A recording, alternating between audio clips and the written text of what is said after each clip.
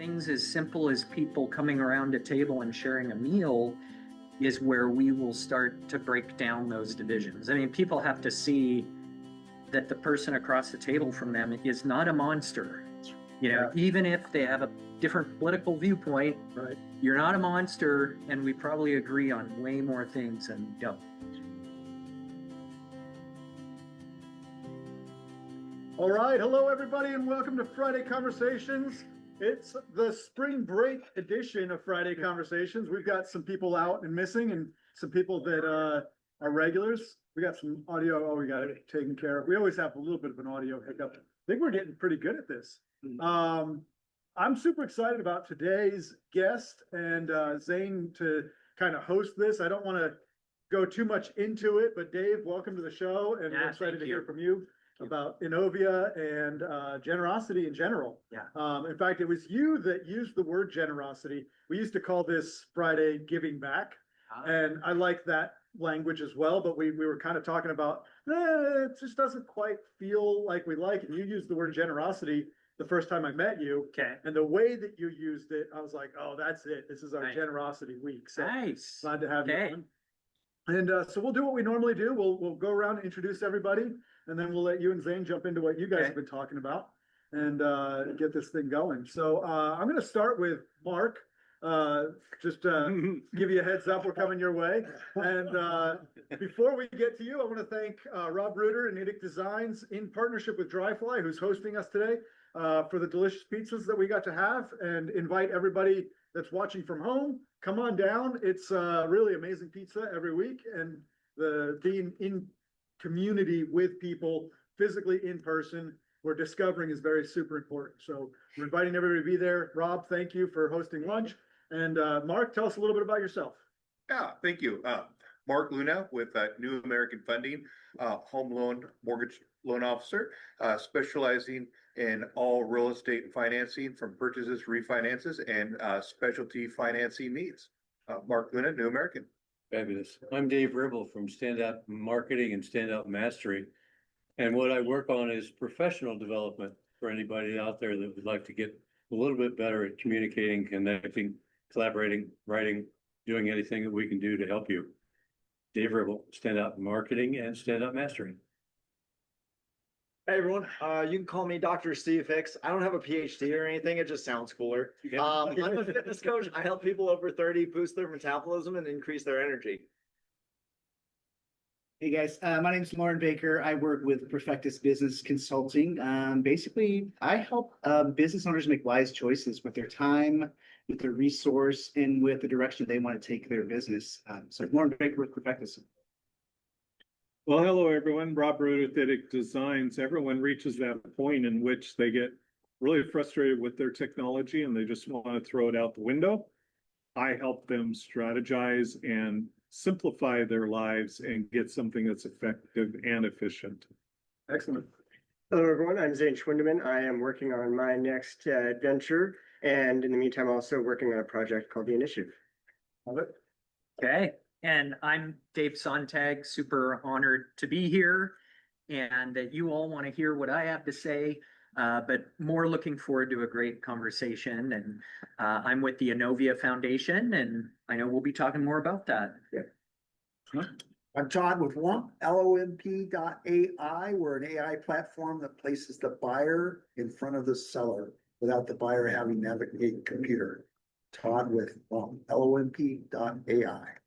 All right, welcome. I'm Jonathan Biron, and I sell real estate here in Spokane. So if you're thinking about getting into real estate, whether that means buying your first house, buying your fifth house, getting into some investment properties, or think about selling houses. You want to be a realtor. You want to get involved with that world of real estate. I would love to have a conversation with you, help you on that journey. My name is Brett McMahon, financial services professional. I have a practice here in Spokane, helping business owners and small families organize, protect, grow, and distribute their wealth. Excellent. All right, welcome. So I'm going to kick it over to you guys, and I really try to lay down as minimal of a track because I really want to hear fresh from you. But I was overhearing a little bit about what you were talking about, and even the flyer, just this idea of our past and how we view generosity through lenses and through frames. I'm very excited to get into all of this. The thought that I had as we were going around introducing ourselves, and Lauren is the culprit that I'm going to point out. As Lauren shared what he did, I was thinking about some of the other stuff that you're involved in, brother, and how integral that is to who you are as a person. Yeah. And I'm picking on you, but I could take each person here. Like, we aren't just what we do. And so again, this is like pitch number 2 of like, come down and join this conversation in person, because in the lead up to this formal roundtable that we're having, there's so many conversations, so much more depth that goes on. So whether it's here at what we do or somewhere else, find places to get into more deep conversations with people, get to know all of the aspects of them. There's a lot of value in that. That's enough from me. Zane, tell us a little bit about how we're here today. Yeah, no, and first I'd like to take a minute to introduce Dave a little bit more. He's spent time at Gonzaga, USL Spokane, and so soccer, but for traditional fans of football, right? Yeah. It's football. It's football. And then now at the Innovia Foundation. So it's been great just in our conversation. Again, Jonathan talking about having deeper conversations and getting to know a little bit more about you. And we came up with the idea of, rooted in generosity based on what stuck out to me was your experience about your grandfather. So I'd like you to start us off with telling us a little bit more about him and his generosity despite his struggles. Yeah, absolutely. Thanks, Zane. And yeah, I love talking about Papa Ralph. That's my grandpa. He was my hero growing up. He as a young, so I grew up in Priest River, Idaho, and I'm 4th generation Priest River. My great grandfather came over from Italy to work on the railroad there. So I've got all kinds of roots there. So my grandpa, he has only 20 brothers and sisters, but so it's kind of interesting. But as a younger man in his 20s, he developed severe arthritis. And at the time, their solution was to fuse his spine.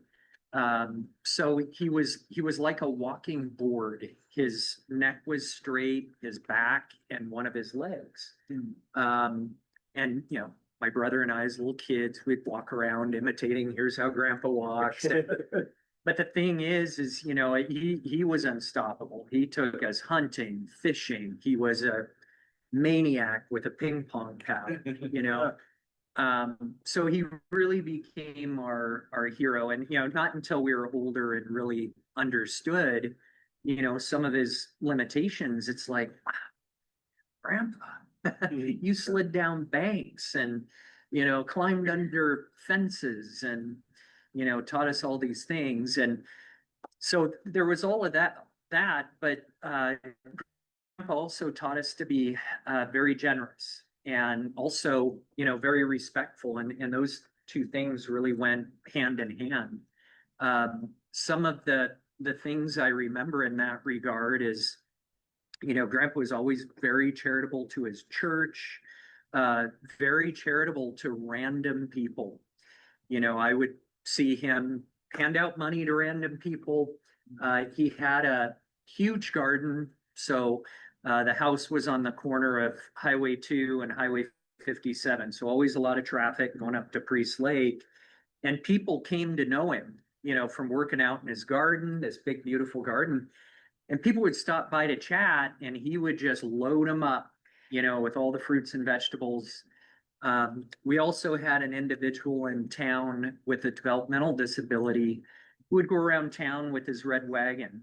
And so he would come by and grandpa would load him up, with the fruits and vegetables. He also had a gentleman living in the back lot behind his house. And, again, as a little kid, we didn't really think about it, but my brother and I have reflected back on it. We're like, I don't think this person had running water.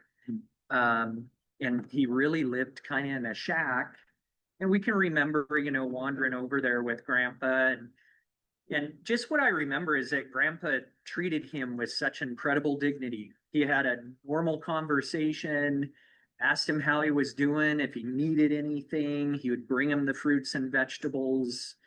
if this guy's face was dirty or his nose was running, Grandpa would whip out his handkerchief and say, here, wipe off your face, and so, those things don't, I mean, they impact you, but they don't know, you don't understand how they're going to impact you later in life when you look back and you think about that. So, we've always wanted to emulate Grandpa in our lives. And I've done the best that I can to do that. I hope that he's proud of all of us, but certainly seeing how he lived his life was very influential. My parents, of course, were super generous as well. So I think that kind of got me off on the foot of, wanting to find out what I could do to help others and wanting to be involved in the community. I've always really enjoyed working, volunteering where I can, being on boards. I've been involved with the Arc of Spokane on their board. I'm currently on the Inland Northwest Land Conservancy Board, which I love. I'm an outdoors kind of person, so their mission to conserve land and keep our water cold and clean is right up my alley. So I've really enjoyed that. No, I love that. And I love, even as you're talking again, you had mentioned your grandpa being stiff and, what that limited, but to you as a child, you didn't really see that. And then, you mentioned a large garden. That's a lot of work right there in and of itself. Sort of have that be a focus and continue to do that. Yeah. Probably for the people that is. Yeah, I think there was certainly an element of that. We had corn and zucchini coming out of our ears. He didn't have to have that big of a garden. But I think he really enjoyed, how that brought people in and he was able to meet people. And, Grandpa loved to take walks around town, and I sometimes think that's sort of a lost art of just, not completely, but you see a lot of people out walking, but they might have earbuds in or something. And, just the art of walking around your neighborhood or your town. And if you see somebody, just saying hi, how are you doing? I mean, my brother and I sort of, as little kids, we disliked these walks because it was like, oh, geez, I'm going to stop and talk to this person and I'm going to stand here for 30 minutes. How long is this thing going to last? Feeling awkward. Yeah. But that's community. And, something really cool about Innovia Foundation is we do all kinds of things, in terms of facilitating generosity and charity. But really wrapped into that is building community. And we're very focused right now on the idea of trust and how do people build trust, rebuild trust. What our society has been through with COVID, with political division, we're seeing people kind of go off and want to be secluded and do their thing. There's a lot of data out there on the erosion of community groups and organizations. I don't know if anybody's read the book Bowling Alone. Yeah. And there's a Netflix documentary, I think it's called Join or Die, that's based on that book. It's super interesting, the decline that we've seen and you all probably see this just from your everyday lives, but Kiwanis clubs, Lions clubs, Rotary clubs. I mean, these were places where this happened. That's what's so cool about this group. You all are around a table, shared a meal. You've got different business interests, different backgrounds. So at Innovia, we're putting a lot of thought into how do we facilitate that happening again, because we feel like things as simple as people coming around a table and sharing a meal is where we will start to break down those divisions. I mean, people have to see that the person across the table from them is not a monster. Even if they have a different political viewpoint, right? You're not a monster, and we probably agree on way more things than don't. Yeah, thank you for sharing that. And it's interesting to, again, just the impact that we all have on each other. And like you're saying, going out and talking to different people. I'd kind of like to open it up to everyone and see, Yeah. is there anything coming up for you as far as someone that's been influential in developing who you are and your own generosity? You know, I just want to like add on to what you're saying, Dave. Like, I think one of the things that really resonated with me is, you had to walk with grandpa, and we've lost the desire and the intentionality to have liminal spaces where that can happen, where you're the little kid annoyed Yeah, because there's just a conversation happening. There's no time frame. There's no agenda. right. There's a series of to-dos.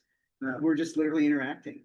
And Yeah. we've kind of lost that. And so I love thinking about that liminal space in that sense, and spaces like this, you know, but I love what you guys have put together. It's been amazing to have conversations. And I think the more we can do that, the better. And I love that Innovia is kind of taking it to how do we as an organization build that in? Because so much of work in nonprofit and really all of it, right? In business, you know, people buy from people they know, like, and trust. Yep. Trust is key to all of it, Yep. like relationships. So I love that you guys are thinking strategically as an organization. What do we do with that? How does Yep. that work? Do you guys have some initiatives that you're kind of thinking forward here in the rest of 2026? Yeah, we do. The one that I am so excited about is it's called The Longest Table. And there again is another book, if you look that up. The woman, I know her first name is Miriam. I think I would butcher her last name. She just spoke at a conference that we put on. So she started this concept of the longest table in New York during COVID. And the idea was, we got to get people coming back out of their apartment and their house. Nobody is. And what if we set up a table down the middle of the street and said, just come out, bring your favorite dish, you know? And so that's really taken off. And through an organization, actually, it's the foundation owned by, or not owned, but established by Steven Spielberg. We received a grant from that foundation, Hearthland Foundation, to do long tables. So cool. we're going to go through a process of giving mini grants to small towns around our region just to help them organize tables, chairs, you know, committee. The idea is to be pretty low cost, pretty chill, and you're just simply setting up a table all the way down Main Street and inviting people to come out and have a meal together. So I'm really excited about that. We're hoping to do at least 2 in every county. We serve 20 counties, so that would be 40 long tables. And we're thinking, gosh, if we could have 40 of these types of events around our region where people come out, have conversation, meet their neighbors, you know, we feel, it sounds really simple, but we feel like there could really be some impact of that. So are you aware of our regional version of that? That those started over in Coeur d'Alene and now expanding into Cheney? Okay, maybe not. Okay. Say the name So of that. it's Monday night dinners. Okay, I think I have heard, Yeah, but so definitely. so there is a gentleman over in Coeur d'Alene that came from the Midwest and settled in Coeur d'Alene, and he was isolating.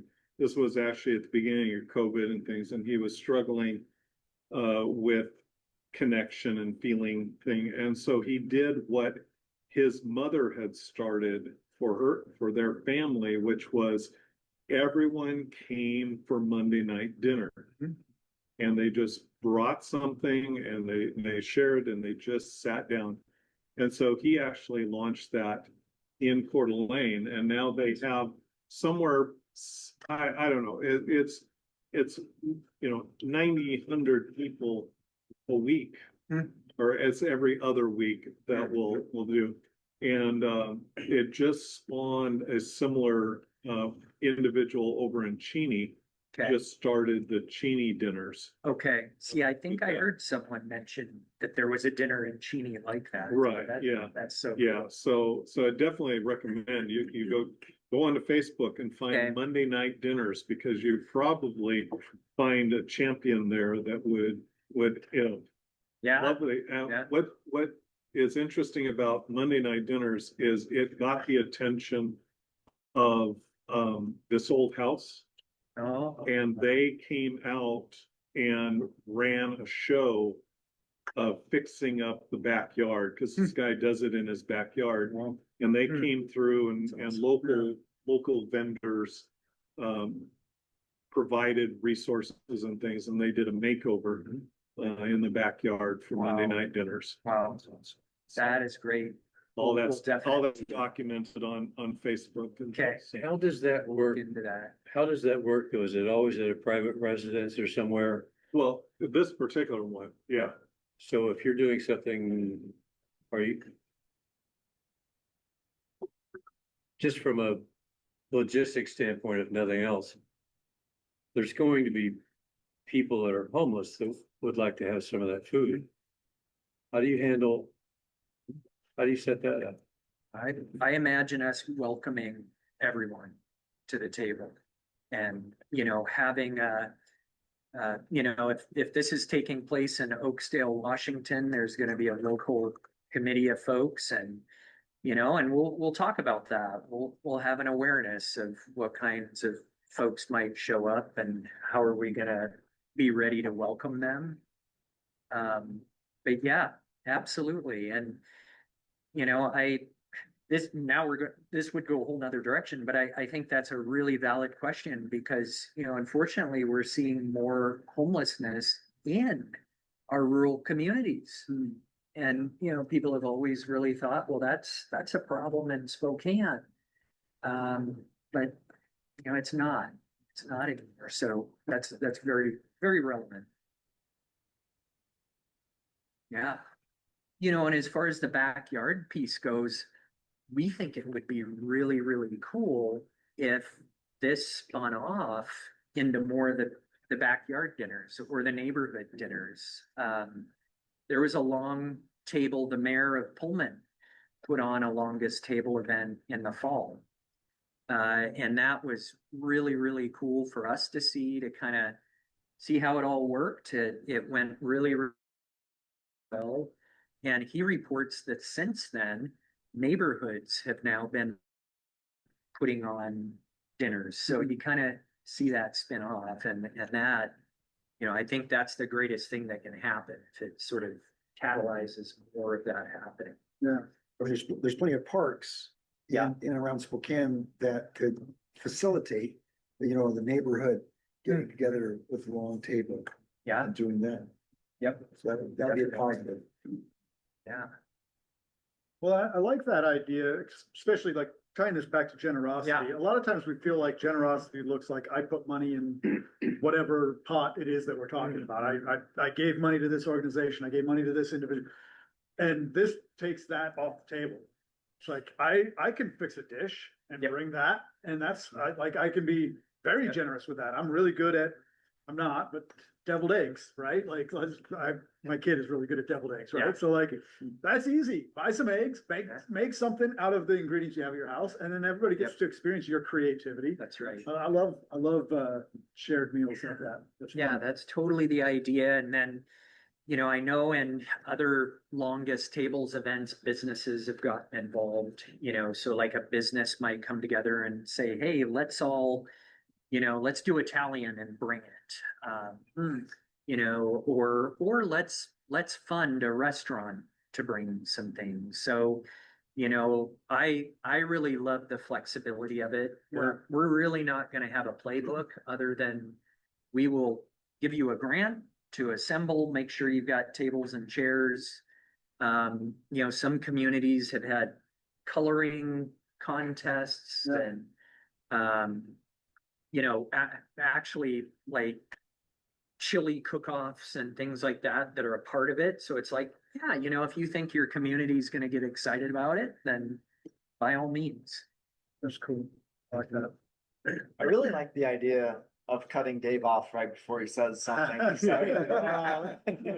No, but I was gonna say what I actually like was, I really like the idea of just deliberately coming together again. It is something that we see, it has been diminished and has been dwindling out of American culture. I reference bowling alone quite a bit. And my coaching program, just even with like support and accountability, people just need other people in their life. And yeah, we see that like voluntary organizations are dwindling. I don't know the last time someone talked to me about their company softball league, right? Like we Yes. just don't have things that people come together. And even on a micro scale, like when I first moved back to Spokane, pre-pandemic, 2019, I would host what I called Mandate Mondays at my apartment, and it was like all my friends. It was a callback to a inside joke from college, but it was great. We would come, we'd play games. I would either do like a taco bar or cook pizza or something. Have food, play games, just spend time together. Obviously, the pandemic made that a little difficult in some cases, and then my age, people are starting to have kids, so they get busy and they're gone. But I do feel like that's just one of those things that in my own personal world, it's kind of one of the things lacking is just kind of that ability for more people to come together more often. Yeah. And you see all of these boomerang things in society, and I'm hoping that we're starting to experience a boomerang back, and that's kind of what I'm hopeful for. I think that people do crave those sorts of community activities once again. And I know with my boys, like we've been really proud that they love to play board games. They will get together with their friends and play board games. It sounds like the Cleavers or something, but I mean, it's, they seem to enjoy that, and they have friends who do. They're off at college and they have get-togethers like that. It doesn't have to be a kegger or, or let's all be in different locations playing video games, talking on a microphone. It doesn't have to be that. There's actually better ways, to come together and have fun. Yeah. Yeah, I'll just give a plug for Dungeons and Dragons. So my youngest child loved to play that. Had a group of friends. They played for like almost 3 years, once a week. And what was cool is this problem solving. My child loved to play the ukulele and was a bard, like character. So he'd bring the uke. And so anyway, it's interaction, and that's a really special space. So, and analog is good. Analog was good. Yep. Speaking of analog, I think it's going to be. Well, I think AI is going to be a really interesting kind of force in this space as well. It's the more digital connections we have, the more there's going to be this yearning for like face-to-face interactions and human heart-to-heart interactions, right? I don't know if it's going to be as much of a given with the pendulum swing idea, because obviously digital technologies, they're much more convenient, much easier to scroll on the phone than to get out and find somebody. Trouble with that. But I do think I think we're kind of in this weird precipice age where we're losing that community connection, and we're going to have a strong urge for it. Just curious how that's going to show up on a grand scheme. Well, I'll jump on that because what I wrote down on my notes here was yesterday I teach a digital marketing class at Gonzaga, and we're teaching a model called attract, capture, convert, engage, and refer, which is our model for how we build a campaign. And yesterday I gave them their assignment for engage. And the one thing that I wanted them to get out of it was that engagement is about establishing a long-term relationship with your audience, with your best customers. That the more you can provide them with experiences that they are going to reflect and remember and things, the longer they're going to travel with you. And so was where, I was just asking my students, what engages you about a brand? What do you find that keeps you coming back? And they were listing various things, and digital, oh, I got an email sequence reminds me of a sale that's coming up.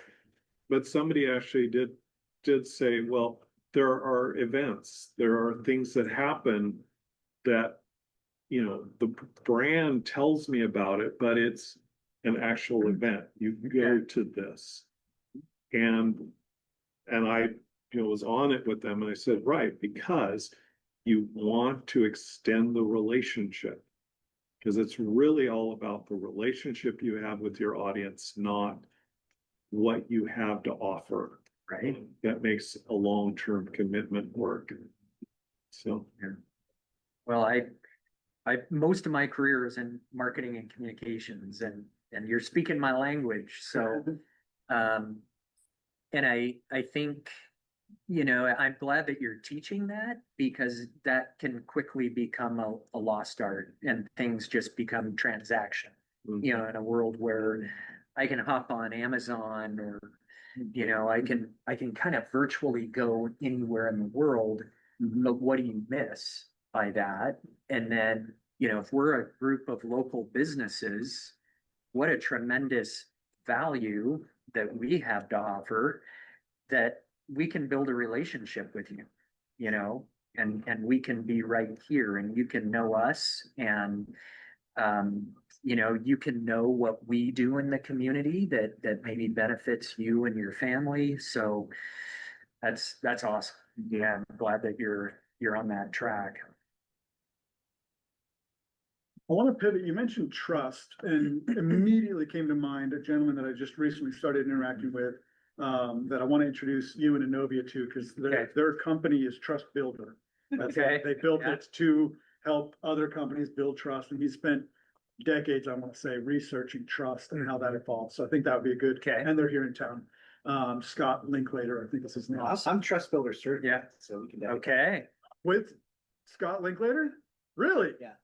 It's all coming together. Shocking that Lauren knows the guy. I was literally gonna ask about, that's funny. Well, you could probably speak to it better than I could, but I'm curious to pivot this to that trust level.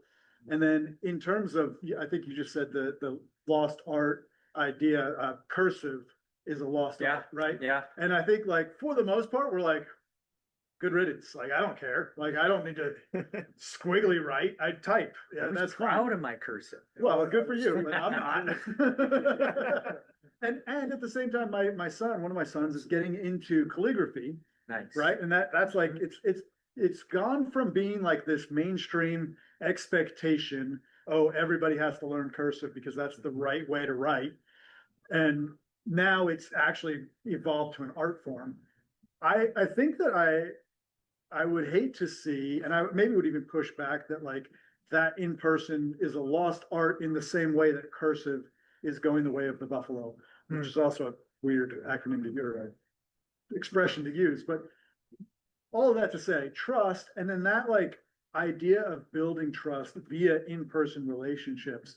I'm really curious what you're seeing in that, just with work you're doing. Yeah. And then really curious, you work with Spokane, which is in the context, a large city, and then all these smaller communities. What are the differences you're seeing in terms of that community feel?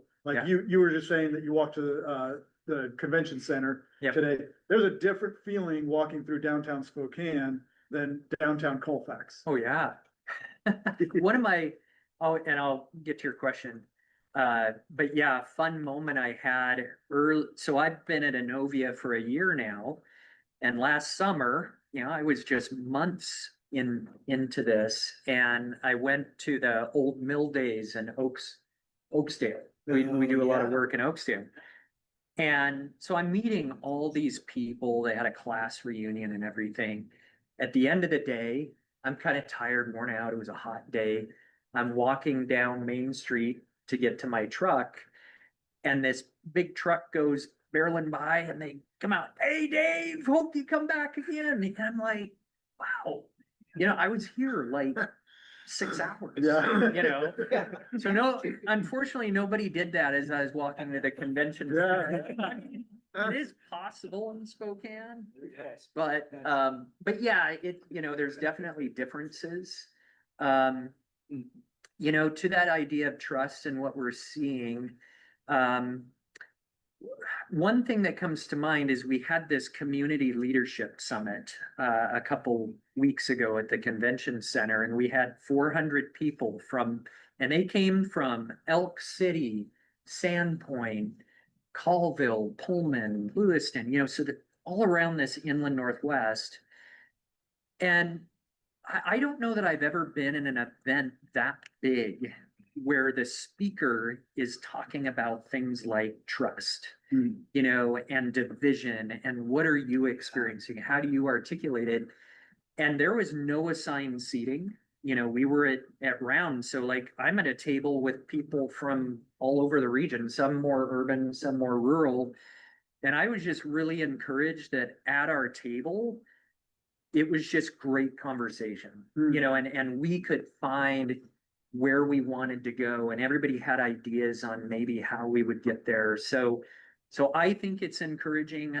I think that what we see on social media and what we see on, mass media, news media, I mean, the algorithm and sort of the philosophy, unfortunately, is what is going to get people's attention, what's going to rile them up, what's gone bad in the world. So I think it can be very discouraging if that is all that you're seeing. And then you're going to think, wow, everything's going to hell.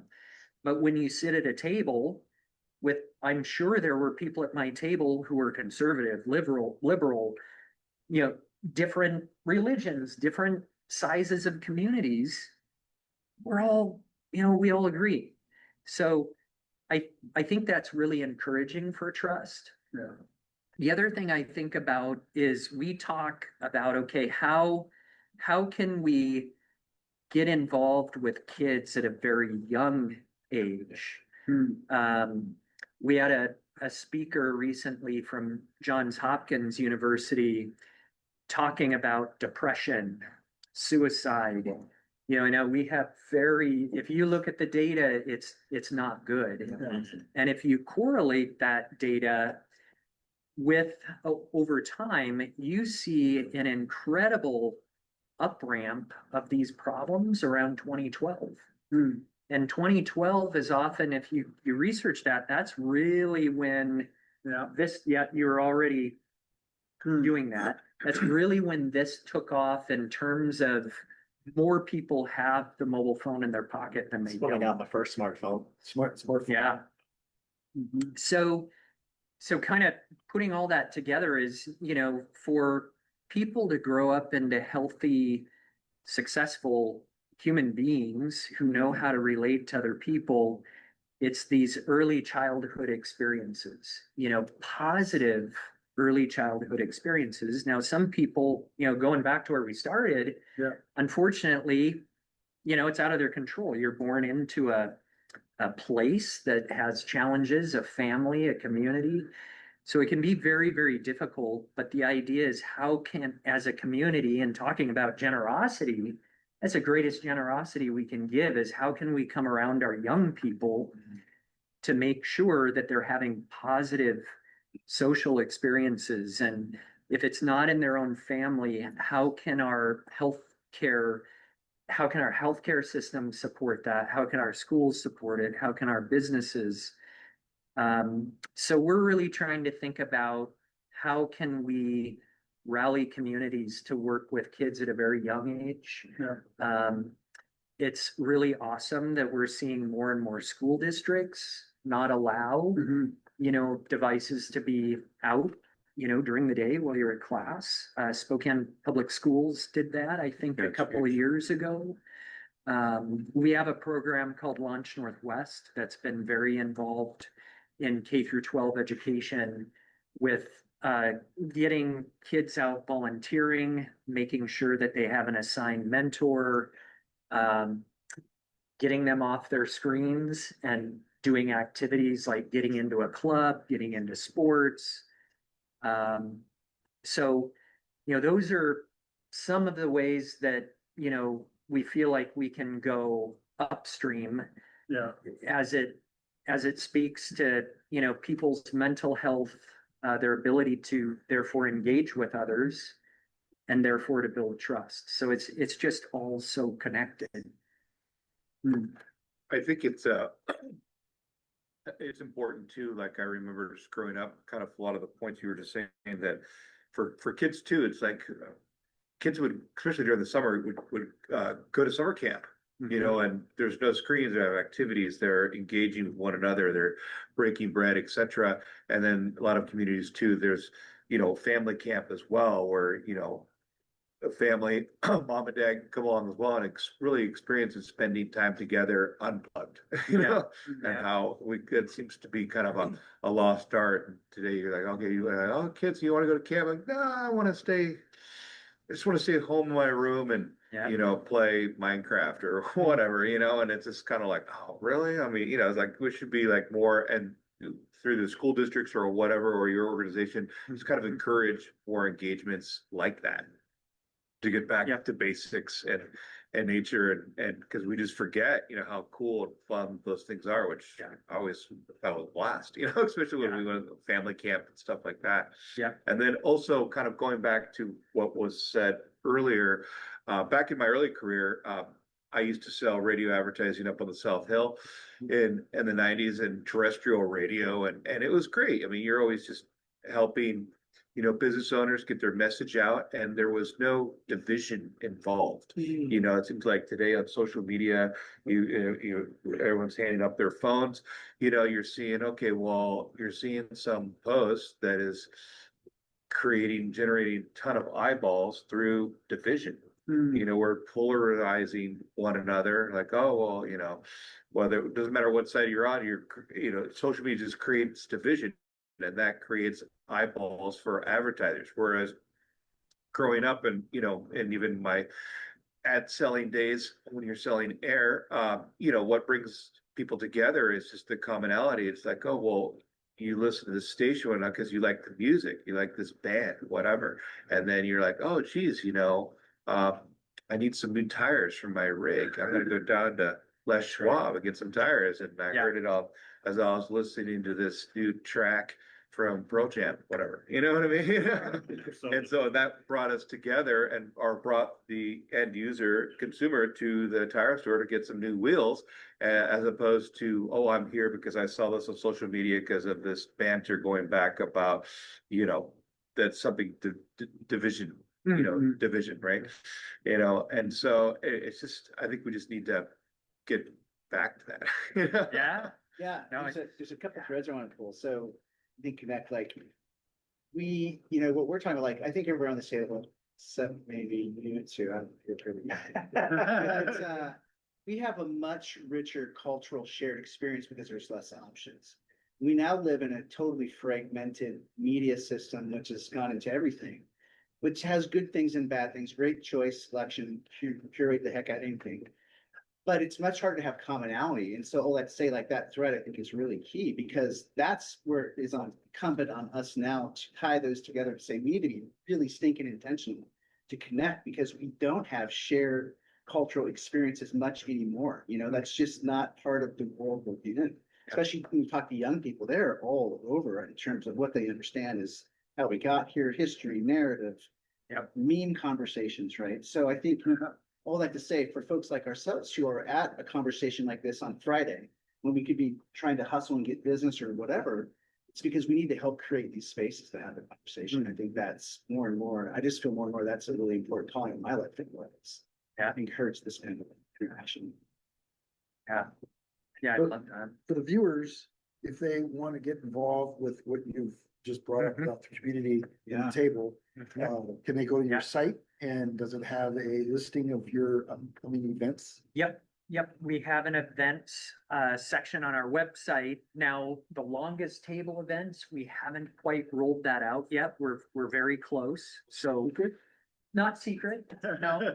But once we do, you can come to our website and you'll see that there's an opportunity for your community, your neighborhood to apply for a grant to do a longest table. So that should be there, I think, in a matter of a couple of weeks or so, from my understanding. So keep an eye out for that. And yeah, and I appreciate the question. Innovia has all kinds of opportunities for people to get involved. And I think maybe, John, you said, generosity isn't about how fat your wallet is. There's just so many other ways. So we have leadership councils based in every community around our 20 county region. And they're really important because there are boots on the ground, and we meet with them regularly. They inform us what's going on in their community, what's great, what are the pain points. They help us make decisions on who we make grants to. We also have grant committees. So if you want to get involved with your community in terms of reviewing grants and helping us think about, what are the greatest needs and where should these grants go, there's opportunity for that. There's volunteer opportunities, like I was just talking about, being a mentor, or if your business wants to host kids that, are getting out and seeing what's in the real world, there's opportunities for that. So lots of ways to get involved. We do, of course, accept monetary resources, and that's how so much of this is done. And, our Launch Northwest program, so many things around this community wouldn't be here if it weren't for having a community foundation. And Innovia has gone by many names over the years, but it was started by 4 women in junior who, coming out of Expo 74, were thinking, how do we keep this momentum going? And so they really had the foresight to establish a fund. It was very small at that point, but it has grown and grown and grown. And at this point, we manage hundreds of millions of dollars in charitable assets. And so we run a community grants program. A lot of those funds are held by individuals and families and businesses. So folks who are in a position where they feel like they can be generous in that sort of way. And for a lot of those folks, there's advantages. There's a lot of tax advantages to giving charitably, a lot of different ways that we can work with people that way. But yeah, establishing a fund, a lot of those funds are endowed, so they're meant to last forever.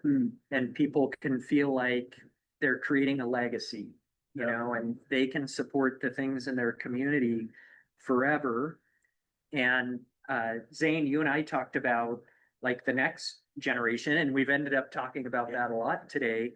But what I love seeing is when people establish funds and then they name their kids and their grandkids as successors. We recently had someone come in wanting to start a fund, and he's going to make his yearly qualified charitable distribution from his IRA into the fund every year. He doesn't want us to spend a dime until his granddaughter is of the age that she can make decisions on how to give away the money. That's great. So what an incredible, generous gift to his granddaughter who, at that point, I imagine it could easily be $1 million fund that she can then give away charitably. So it's just really cool to see people thinking about the next generation and getting them involved in philanthropy. Pretty unique, actually. Yeah. That you have community as a whole. We're so, you said fragmented. We do live on a very fragmented existence, but we're so focused on today and not tomorrow. Right. And so your organization kind of pushes that. Yep. For looking in a futuristic environment, not for today or tomorrow, but for the future. Yep. So that's good. We need that. Yeah. And I really enjoy it, and really being able to think ahead. And one of the things we do is we'll run a model for someone, you know, if they want to make a gift. And some folks will come in and say, okay, I'm doing my will. I don't have kids, or they're doing great. They don't need any more of my money. And they'll say, okay, I got this big fund, you know, retirement fund, whatever it might be, that I want to be charitable with. And they'll say, when I'm gone, give it all away as soon as I'm gone, you know, and that's fantastic. But then we'll talk about endowment, say, okay, we'll do that for you. But first, let us just show you some numbers, you know. So if somebody's got, let's say, $250,000, okay, and they say, okay, when I'm gone, give it all away to these three charities. But if they endow that 250,000, I'm kind of recollecting a model we did. This might not be perfect math, but I think it was in about 20 years, they will have given away far more than what they originally would have. But then it just keeps happening. Yeah. Year after year, literally forever, you know, to the point where they're giving away millions of dollars every year. And then, you know, so some folks will see that and say, oh, cool. That's really cool. Yeah. You know, let's endow that. Right. So there's a real power in that idea of endowment. You know, I think some people kind of get afraid of it because they think, oh, it's going to be tied up and nobody's going to get it. But the idea is for us to invest it so that the principal continues to grow while the amount you're giving away each year also continues to grow. So, It's so cool. how does that work? So like you were saying that 200,000, would you just divvy it up for like 40,000 parcels, I guess, and then endow different things, you know, and just break it up and then it'll just grow and like that, or? Yeah, and it's really up to the donor. So like in the case of this individual, and he actually had far more to give. Very humble looking man who came in and he said, hey, we sat down at the table, no appointment. He just walked in and he said, I've been a teacher all my life and my mom really taught me to take care of my money. I don't have any kids. And he had many millions. Wow. And he's like, can you help me? You know, and now he wanted to take half of that for friends and more distant relatives, which is fantastic. We always say, take care of your family first.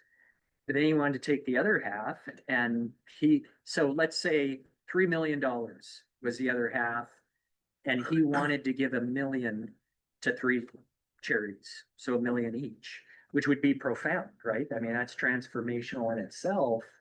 So we can do that, or we can take the 3 million, invest it, so create an endowment where it's earning anywhere from 7 to 18% per year because it's invested with hundreds of other millions of funds. So it's got real growth power.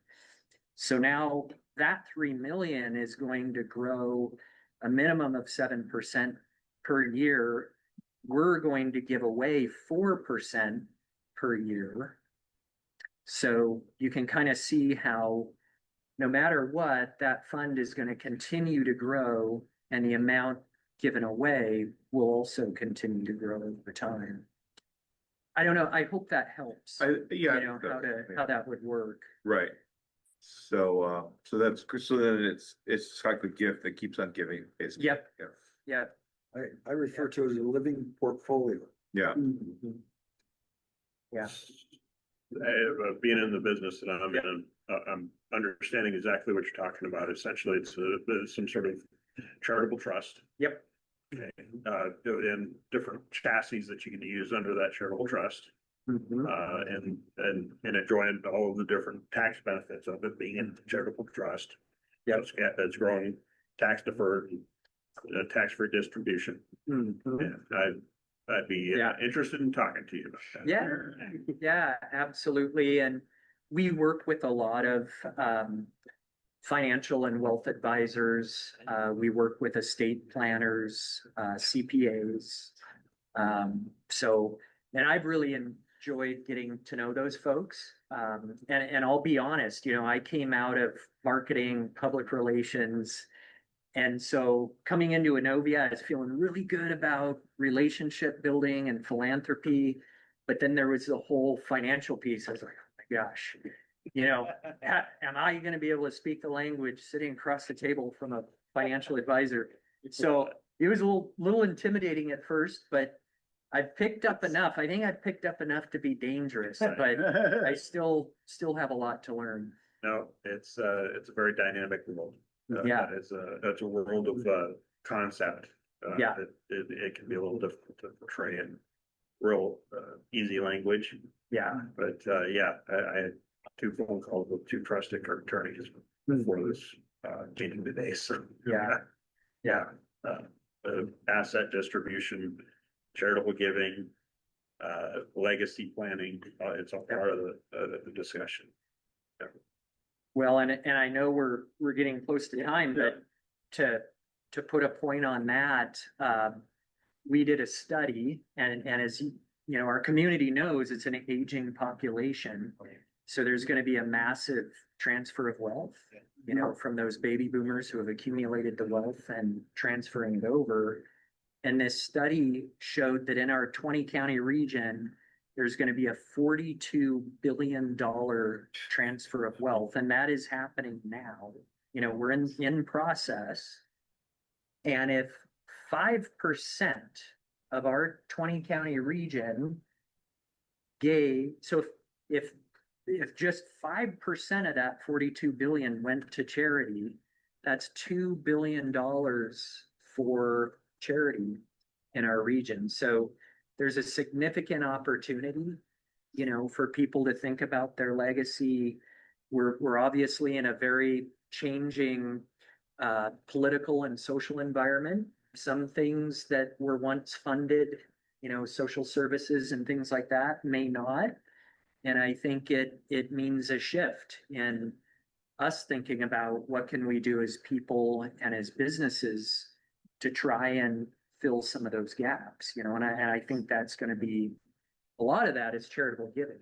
So I was just kind of to address that and address the concept of how do we get back to what those of us remember what it was like before all the distractions of media and things. I thought I'd bring up one of my other models that I teach my students, and that is, how do we work together? How do we meet each other and work? And I always teach them, I say there's 3 ways that people work together. One is they compete, which is a zero-sum game because there's always a winner and there's always a loser. Second model is to cooperate. And cooperate is there's a machine, there's a system, and all we do is we just get along, push our buttons, pull our levers, do whatever we're supposed to do. But the third is the most powerful, and that is to collaborate. And that is literally co-labor. When we meet other people and say, it's not yours, it's not mine, it's our ideas, and how we gain the benefit of two minds are better than one. And so I think the secret to the legacy is to start addressing, let's just labor on this idea together and throw our ideas out there. And we don't have to convince anyone. We just have to figure out how to make it happen. I love that. I like that. To add to that, and kind of, fragmentation has been a little bit of a theme of what we've been talking about today. And not that we don't ignore that, because that is happening, but are we going to sit here and say, yes, the world is so fragmented, oh darn. Or are we going to say, you know what? Yeah, Jonathan has different interests than I do. Cool. Let's still collaborate. Let's work together, take advantage of those fragmentations instead of sitting here and kind of being, oh, I'm about it. Let's work through those differences and appreciate those differences and help that next generation see that we're able to, yeah, we might be on different political spectrums, or we might be interested in video games versus board games, but we can still appreciate different aspects that help us all come together. No, I really appreciate all your insights and everything you Yeah. brought to the This meeting was today. a blast. I encourage people online to come down here and sit around the table. What a great atmosphere and just really awesome, comfortable conversation. So thank you. Glad you could join us. Yeah. Appreciate it. We expect you to come down. Well, Rob, I love that. I think that's a great note to end on. Co-labor with somebody. We'd love for you to come down here, co-labor with us on a Friday. It links to Innovia and several other things that were talked about are in the comments. And we'll have this video up on YouTube eventually, by the end of the weekend, usually. Which thanks to Zane for co-laboring with us to get that up there on YouTube every week. Idic Designs for the pizza, Dry Fly for hosting us, and Dave, appreciate you being here. Yeah. Thank you, sir. Connect with Innovia and all the things that they're doing. So many ways to get plugged in there, and we will see you all next week.